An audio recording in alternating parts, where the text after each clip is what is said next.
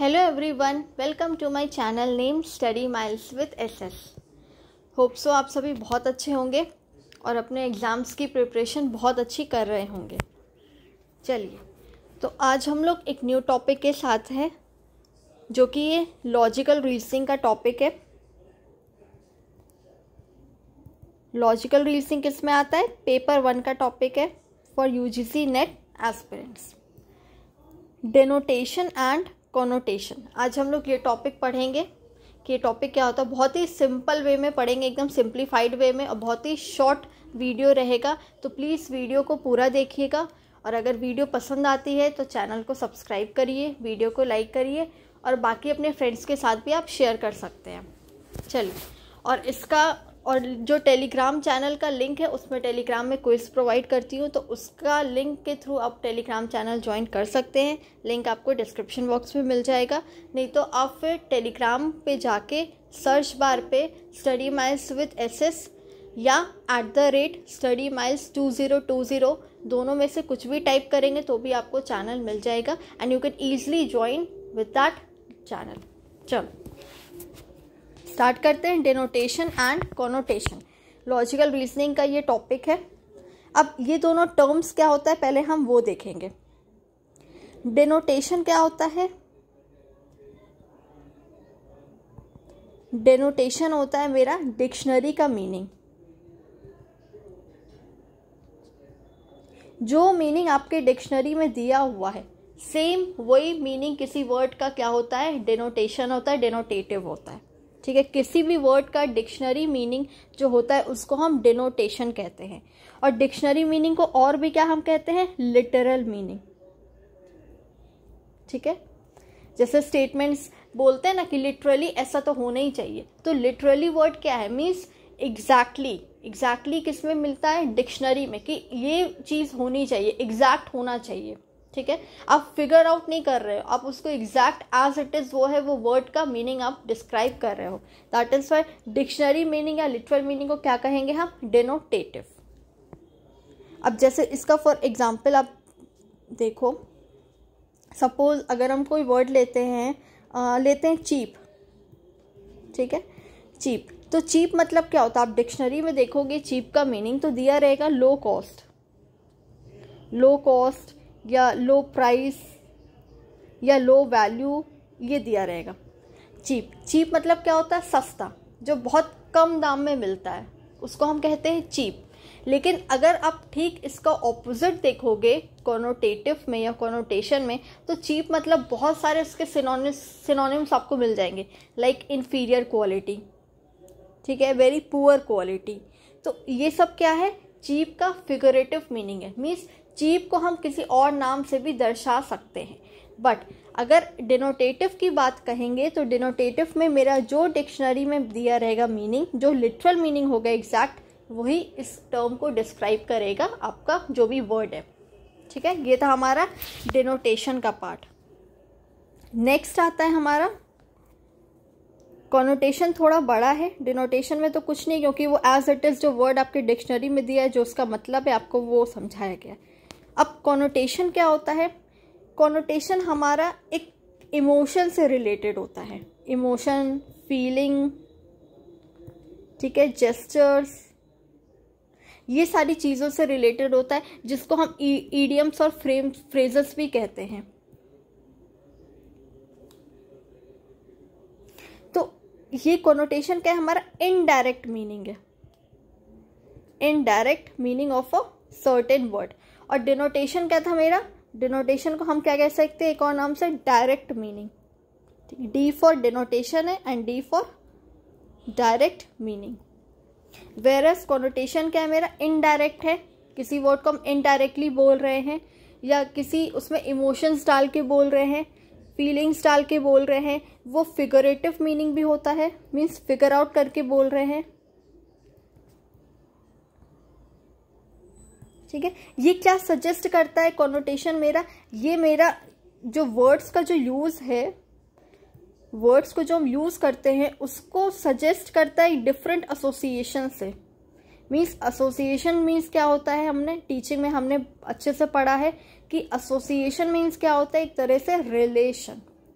Means words को वो relate करके बताता है, उसमें फीलिंग्स, इमोशंस ये सब डाल के वो एक वर्ड को डिस्क्राइब करता है। जैसे इसका एग्जाम्पल अगर हम बोलेंगे, जैसे बोलेंगे she is feeling blue, wait, she is feeling blue, तो इसका अगर डिनोटेटिव टर्म में देखा जाएगा तो इसका क्या मीनिंग होगा कि वो नीले जैसा वो फील कर रही है। तो ये कोई स्टेटमेंट आपको समझ में नहीं आएगा, कोई अंडरस्टैंडेबल स्टेटमेंट नहीं है। बट कॉनोटेटिव में शी इज फीलिंग ब्लू मतलब क्या हुआ कि वो बहुत उदास है, ठीक है, वो बहुत सैड है। मीन्स यहाँ पे जो ब्लू है वो मेरा सैडनेस को दर्शा रहा है। She is feeling blue means she is feeling sad. तो ये क्या है, मेरा फिगरेटिव मीनिंग है, कॉनोटेटिव मीनिंग है कि डायरेक्टली ना बोल के हम इनडायरेक्टली बोल रहे हैं। जैसे होता है ना घुमा घुमा फिरा के बोलना, तो एग्जैक्ट जो पॉइंट है वो पॉइंट नहीं बोल रहे हैं, हम घुमा फिरा के बोल रहे हैं। तो सिमिलरली कॉनोटेशन भी मेरा क्या हो जाएगा कि इसको हम फिगर आउट करके बोल रहे हैं, इसको हम घुमा फिरा के बोल रहे हैं, एक फ्रेज के फॉर्म में, एक इडियम्स के फॉर्म में बोल रहे हैं। ठीक है, ये होता है मेरा कॉनोटेटिव, जो लिटरल मीनिंग के साथ साथ कुछ एडिशन करके हम बोल रहे हैं। एग्जैक्ट वो वर्ड का मीनिंग तो है, लेकिन उसके साथ हम कुछ इमोशंस, कुछ फीलिंग्स, कुछ हाव भाव उसमें जोड़ के हम वो वर्ड को डिस्क्राइब कर रहे हैं। That is connotation. अब देखते हैं कॉनोटेशन के टाइप्स भी होते हैं कुछ कुछ।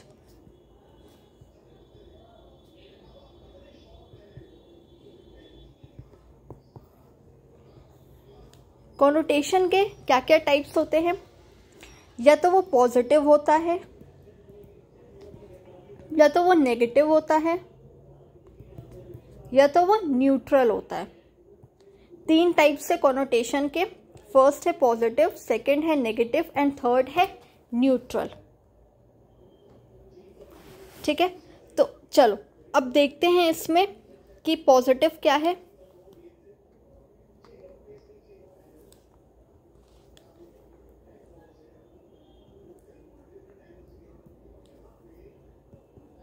पॉजिटिव कॉनोटेशन,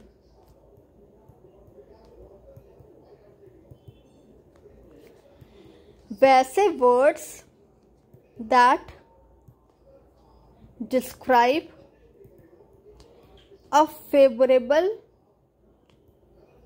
इमोशनल रिस्पॉन्स,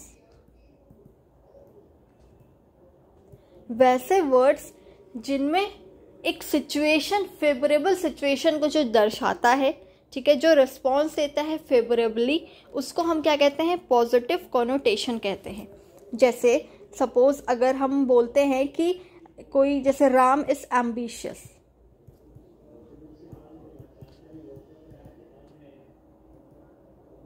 ठीक है, अगर इसको पॉजिटिव कॉनोटेशन में हमको बोलना है राम इज एम्बिशियस, तो इसका क्या मतलब होगा कि जो राम है वो बहुत ज़्यादा ओवर अचीवर है।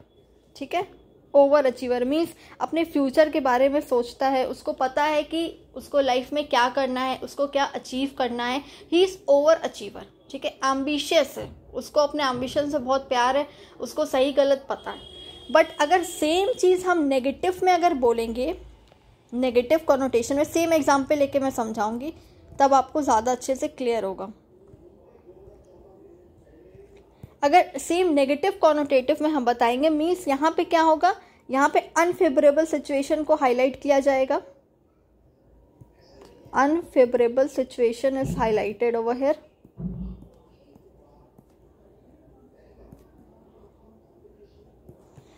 अनफेवरेबल सिचुएशन मीन्स अगर हम बोलेंगे राम इज एम्बिशियस, कि राम एम्बिशियस है, तो यहाँ पे क्या आ जाएगा कि वो बहुत ज़्यादा एंग्शियस है।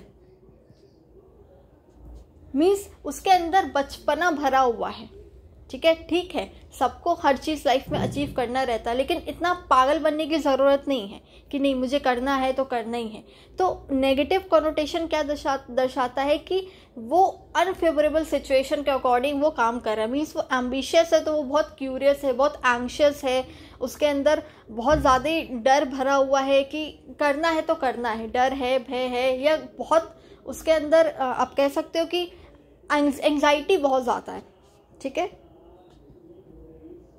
एंग्जाइटी बहुत है, तो ये क्या हो जाता है, मेरा ये नेगेटिव को दर्शाता है। Ram is ambitious. और पॉजिटिव में क्या था कि वो ओवर अचीवर है, ठीक है। He better knows what is right and what is wrong, and he also better knows what to achieve and what not to achieve. But negative connotation में ठीक ऑपोजिट है कि उसको बचकाना हरकत दिखा रहा है कि एम्बिशियस है तो बहुत बचकाना है, बहुत चाइल्डिश बिहेवियर दिखा रहा है कि ठीक है हर कोई अपने लाइफ में एम एक रखता है, अचीव करता है, बट इतना ओवर एम्बिशियस होने की ज़रूरत नहीं होती है।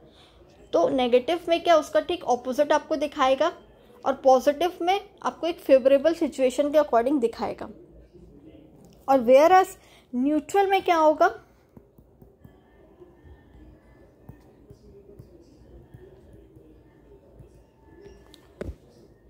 न्यूट्रल कॉनोटेशन में आपको क्या दिखाएगा कि उसका एज इट इज जो है वो चल रहा है, एज इट इज जो है वो चल रहा है। मीन्स अगर हम बोलेंगे राम इज एम्बिशियस तो हाँ ठीक है अभी है, आगे जाके हो सकता है उसका माइंडसेट चेंज हो जाए।